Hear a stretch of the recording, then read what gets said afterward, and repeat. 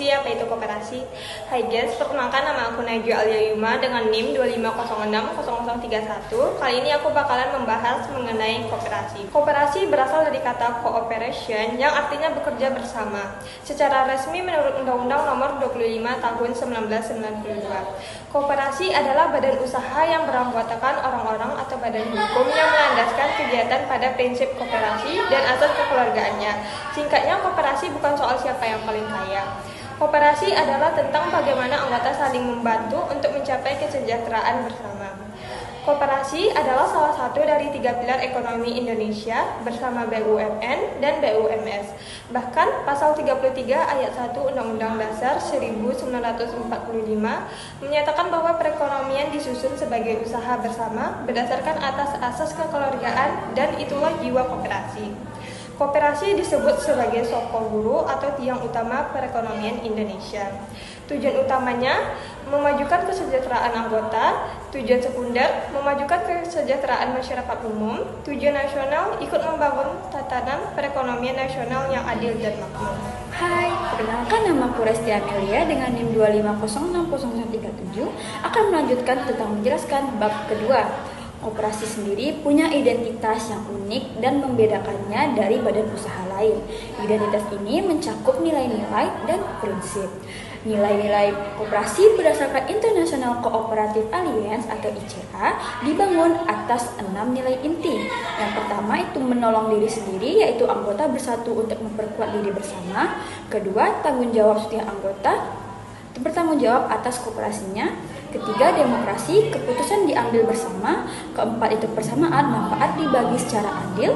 Keenam, semua anggota setara. Dan segenap solidaritas, yaitu peduli pada sesama anggota dan masyarakat. Adapun prinsip-prinsip koperasi, yaitu pertama, keanggotaannya sukarela dan terbuka. Siapapun yang memenuhi syarat bisa bergabung dan keluar secara sukarela tanpa diskriminasi. Kedua, ada pengendalian demokratis oleh anggota. Satu anggota, satu suara. Tidak peduli seberapa besar modalnya, setiap suara sama bobotnya. Yang ketiga, ada partisipasi ekonomi anggota. Anggota berkontribusi secara adil pada modal koperasi dan menerima manfaat sesuai partisipasi. Yang keempat, ada otonomi dan kebebasan.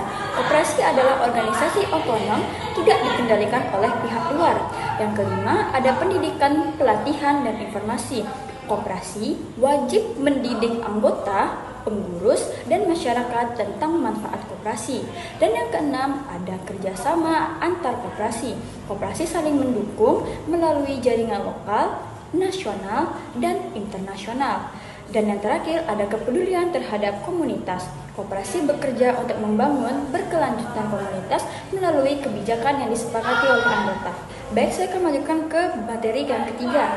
Macam-macam koperasi. Yang pertama ada koperasi primer. Minimal 20 orang anggota perorangan yang sudah dewasa dan memiliki kepentingan ekonomi yang sama. Kedua ada koperasi sekunder. Minimal 3 koperasi primer yang sudah berbadan hukum dan memiliki visi yang sama. Syarat umum menjadi anggota koperasi yang pertama adalah WNI, yang kedua sudah dewasa, ketiga mampu melakukan tindakan hukum, dan tidak sedang dalam tekanan pihak lain.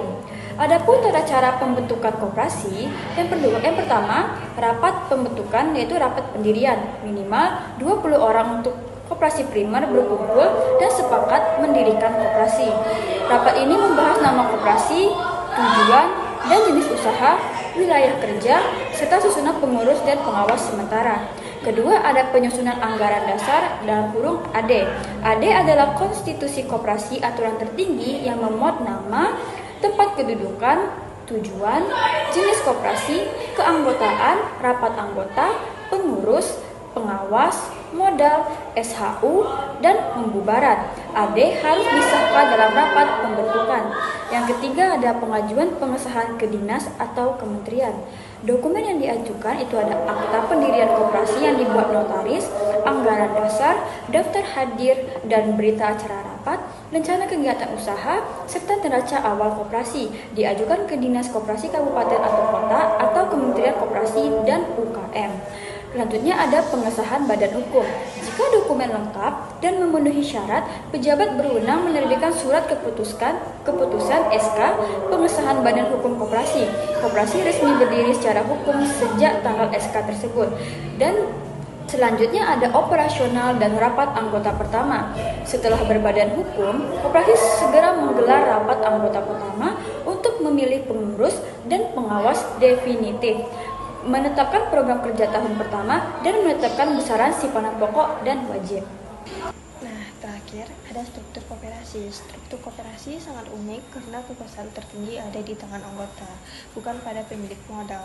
Rapat anggota adalah forum tertinggi. Di bawahnya ada pengurus yang mengelola usaha sehari-hari dan pengawas yang memastikan semua berjalan sesuai aturan. Untuk operasional harian, bisa diangkat manajer profesional yang bertanggung jawab kepada pengurus. Dan berikutnya yaitu ada sumber dana koperasi. Yang pertama yaitu ada simpanan pokok, dibayar 1 kali saat masuk dan tidak dapat diambil selama masih anggota. Yang kedua yaitu simpanan wajib, dibayar rutin misal setiap bulan, tidak dapat diambil selama masih anggota. Dan yang ketiga, simpanan sukarela, sewaktu-waktu jumlah bebas sesuai perjanjian dapat diambil kapan saja. Dan yang keempat, dana hibah, sumbangan dari pihak lain yang tidak perlu dikembalikan.